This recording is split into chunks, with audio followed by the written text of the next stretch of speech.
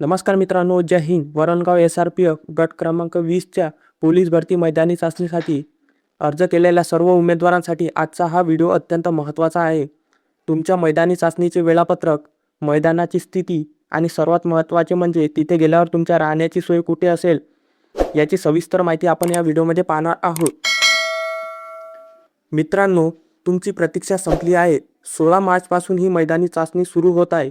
मैदानाची स्थिती पाहता उमेदवारांना 100 मीटर धावण्यासाठी अत्याधुनिक चिप सिस्टीमचा वापर केला जाणार आहे. त्यामुळे वेळेचे मोजमाप अत्यंत अचूक होईल. त्यानंतर मित्रांनो, 5 किमी धावण्यासाठी 2.5 किलोमीटरचे 2 राऊंड पूर्ण करावे लागतील.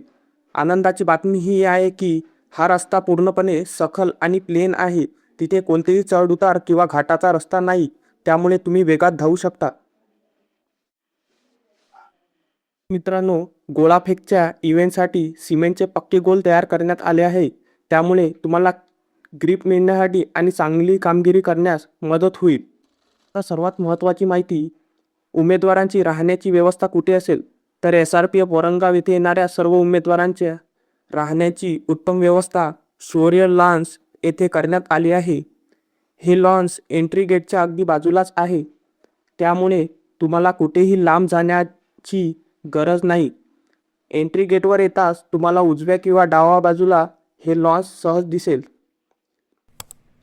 पण एक महत्त्वाची गोष्ट लक्षात ठेवा, येताना आपले सर्व बेडिंग म्हणजेच गादी, चादर, उशी आणि ब्लँकेट सोबत घेऊन यायचे आहे. लॉन्समध्ये राहण्याची जागा दिली जाईल, पण झोपण्यासाठीची तयारी तुम्हाला स्वतःच करावी लागेल. त्यासोबतच मैदानाबाहेर उमेदवारांच्या सोयीसाठी नाश्ता आणि जेवणाचे स्टॉल देखील उपलब्ध करून देण्यात आले आहे. त्यामुळे तुम्हाला जेवणासाठी मैदानापासून लांब जाण्याची गरज नाही आहे.